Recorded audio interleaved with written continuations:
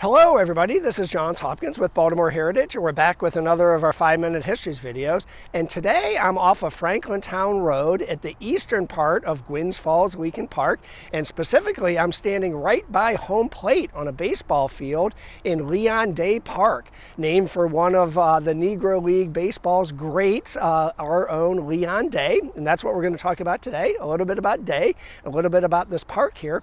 But let's first start with a word or two about baseball's Negro League, or to be more accurate, Negro Leagues, plural. Now, baseball got started way back when. Its origins are murky and hotly debated. We are not going to get into that.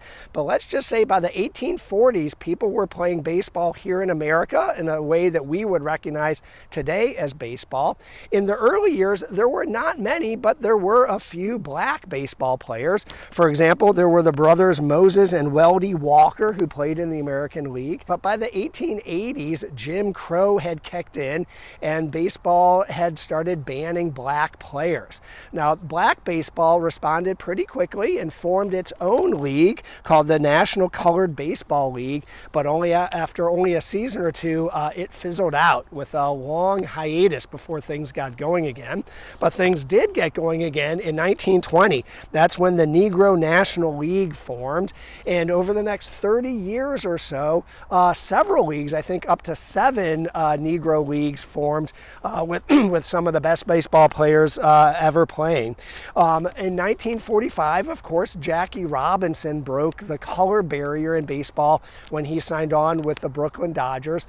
And over the next several years after that, as more and more teams allowed black players, the talent went there, sucking it away from the Negro leagues. And by 1951, most historians say that was the last real season that baseball's Negro League had. But for 30 years, some of the best baseball players on planet Earth were playing in the Negro Leagues, including Leon Day. Day was born in 1916, not here in Baltimore, but in Alexandria, Virginia. But at age 1, his family moved here to the Mount Winans neighborhood, and his house on Pierpont Street was pretty typical of the predominantly black neighborhood that he lived in. It was rather small. It had no indoor plumbing and no electricity, but Day seemed to thrive. He played ball on sand lots in the neighborhood with neighborhood kids, and then went and watched Baltimore's famous Black Sox, part of the Negro Leagues, play at a nearby park called Maryland Ballpark. As for schooling, he went to Frederick Douglass High School, but dropped out at age 17 because Douglass didn't have a baseball team back then. He signed on with a team called the Baltimore Silver Moons. They were sort of quasi-professional. They played some amateur teams, but also some professional Negro League teams as well. He got his first big break in 1934 when he signed on with his own hometown, the Baltimore Black Sox. Unfortunately, although the Black Sox had had a long run, the year after they signed on Day, they folded as well. But that was all it took for Day to get noticed that one season, and he was grabbed up by a team called the Brooklyn Eagles, also part of the Negro Leagues back then. In his first season, he went 9-2 and was selected to the All-Star team, an honor that he would get 7 times. He was short for a pitcher, and he was a pitcher, although he played, I think, every position except for a catcher.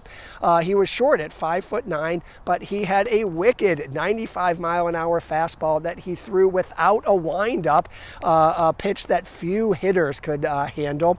One of the opposing hitters, a gentleman named Cool Papa Bell, said that Day's pitch was so fast that he, quote, threw smoke. That's how fast it was.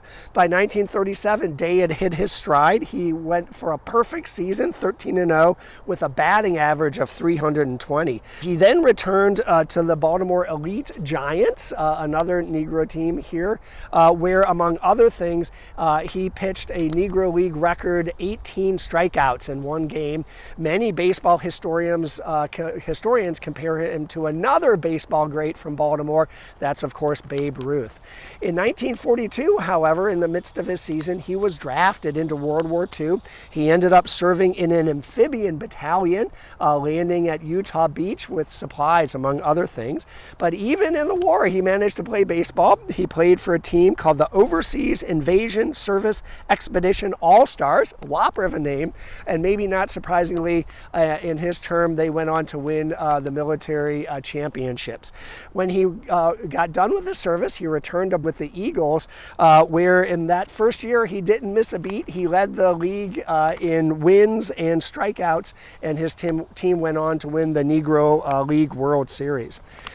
When the major leagues integrated in the 1940s and 50s, Day was really in the twilight of his career, and although he bopped around with a few minor leagues, he never really tried out for the majors.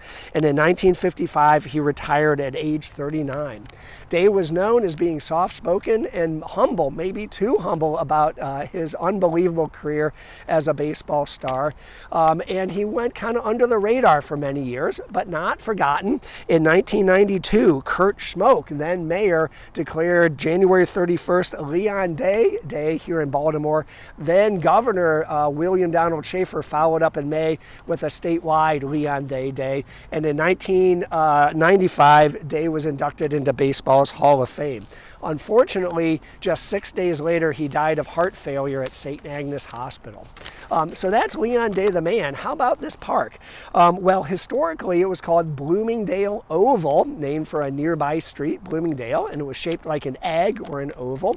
And in 1904, when the Olmsted Brothers landscape architecture firm came to town, they recommended that the city buy up the Winans family estate out here and make it into a park, which the city eventually did, calling it Leakin Park. And they recommended that the city keep this beautiful meadow that was out here in the day, which the city also did, but then eventually built ball fields on it. The ball fields were well used in the 50s and 60s and 70s, but by the 80s and 90s, they had fallen into disrepair. That's when a local nonprofit organization, Parks and People, stepped in, along with a national nonprofit called the Trust for Public Lands. They worked with neighbors here to come up with a plan to redo the park, and raise the money. And in 1997, then Mayor Schmoke presided over the dedication of a newly redone park with a new name, Leon Day Park. Day had lived for many years just around the corner, and in fact played ball on an old field that was here. During that dedication, Schmoke was joined by a number of Day's teammates, as well as Day's wife, his widow Geraldine. And I'm going to wrap up by saying that today there are a couple ball fields here. There's a football field, a basketball court, a playground. It is a fantastic park here in West Baltimore, carrying on Leon Day's legacy. Another way that legacy is carried on is through his wife Geraldine, who in 2001 created the Leon Day Foundation that's going strong today, connecting kids and baseball, the sport that Day loved so much and contributed so much to. Thanks so much, and we'll see you next time.